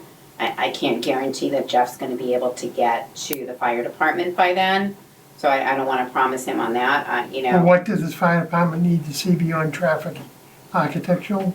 No, reviews or- there was a comment, Dan, you know, provided a comment tonight that he wanted something to do with the auto turn. So I'm just gonna say that Versus the ladder truck. we're gonna Yeah, I do, we're think gonna it- do the best that we can to finish our responses to the architectural peer review, and respond to the traffic peer review. And we'll try and get them in by the 6th In that if we respect, can. the owner has indicated they've already talked to the fire and they told them to use that vehicle. So if it needs to be something that's conditional, that they approve it, the fire department just puts in a letter, it doesn't have to be by the next meeting. We're satisfied that they have talked to them, we just need to know that it's the correct vehicle. And the fire department is the person to say that. All right, but a letter would be best. But a letter doesn't have to be by next week, it could be before you put a Okay. condition that you need this before you build your thing. It's fine with us. Okay, I understand, just saying a letter would be best. We'd put- And that just closes it, because I know A&M also, Alan Major brought up the same comment. They said we defer to the fire department. Okay, Lynn, if it's helpful at all, these are all the documents that are Oh, posted on the can you website. see what the last date of it is? Oh, wow. March. That's it. There's way more. Okay, ZBA, January, January. That's it? That's what I'm seeing. Unless there's So a the different response location. to the civil peer review, that's from 6 weeks ago. Garage update, April. So this is telling me that chances are that the last meeting information was not updated. That doesn't seem, thank you for providing me with Oh, this. you're welcome. Why is it possible for me to make an appointment with Stephanie so that we can just go through the list of hopefully documents? she's back Monday, Lynn. Yeah, when she's back, Yeah, to hopefully. make sure, because that way, the public and the department heads can be looking at everything that the board is looking at. Yep. And, you know, maybe not in real time, you may get it one day and it may take a couple more days to get that up. And the only other question I have is there someone other than Stephanie that can post things on the website? There should be. Okay, so again, we're, Still the town of Saugus. yeah, we wanna help I you as know, best I'm we not can. I'm not trying to give you a smart answer when I say Yeah. that, but So. you would think. Yeah, so the goal before the next meeting is to try and make sure everybody on the board has all of the documents that have come in. To And try and, department heads. and try and get everything up on the website so the department heads know where to look. That, and that we will try and do our best to respond and be prepared to come in on the 11th. We will have our entire team here because it really is, you know, the answers have, you know, come from every place. You know, the retaining wall is Sean, you know, this is Jay, this is, you know, this is, you know, Jeff. So it is such an integrated site with the comments that we're hearing. We will do our best to try and see that we can get our whole team here. So Do we know where? No, do you know where It it's will gonna be? most likely be at the town hall, but I have to confirm the schedule with them. Okay, now that's fair. I think it will most likely will be there. And we really do appreciate you making the meeting happen tonight. We know you struggled with the Yeah, it MBTA just, I just communities. didn't want to do nothing. No, we're making progress, that's all we can ask. Yep. We really do appreciate it. Any other comments from the audience? To continue. I have a motion to continue. Second. All those in favor, verbally? Aye. Then aye. Aye. Motion is continued to the 11th.